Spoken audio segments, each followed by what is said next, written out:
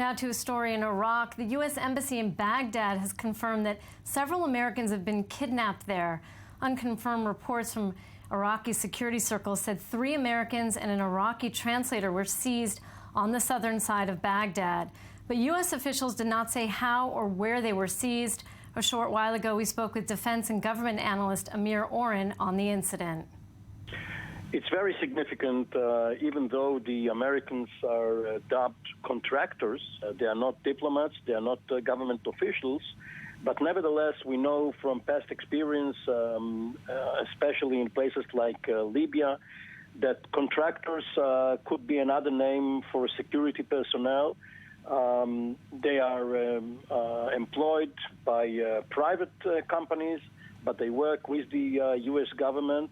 And usually they are former special forces operators. So if there are negotiations to release them, it could be very embarrassing and perhaps costly for the Obama administration. Chinese President Xi Jinping is set to visit Saudi Arabia, Egypt, and Iran this week. It's a sign that he perhaps intends to play a more dominant role here in the Middle East. I-24 News reporter Danny Swibel has the story. Chinese President Xi Jinping is set to make a visit to the Middle East on Tuesday that will have a significant and profound impact on relations between China and the region. The first leg of Xi's visit will take him to Saudi Arabia, where he will meet with King Salman bin Abdulaziz Al Saud.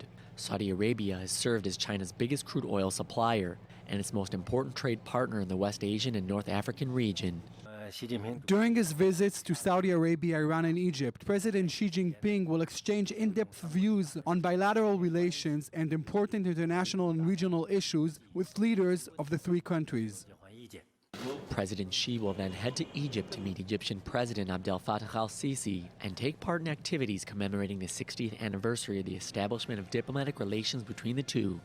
Iranian President Hassan Rouhani, days after sanctions against Tehran had been lifted after the successful implementation of its nuclear-related commitments, expressed his high expectations for the Chinese president's final leg of his trip to Iran on Sunday, as China is Iran's biggest trading partner. We cannot forget our friends who have helped us during the difficult days we suffered sanctions. Now everything is ready for us to further enhance our relations with those countries which had maintained economic relations with us no matter how hard it was.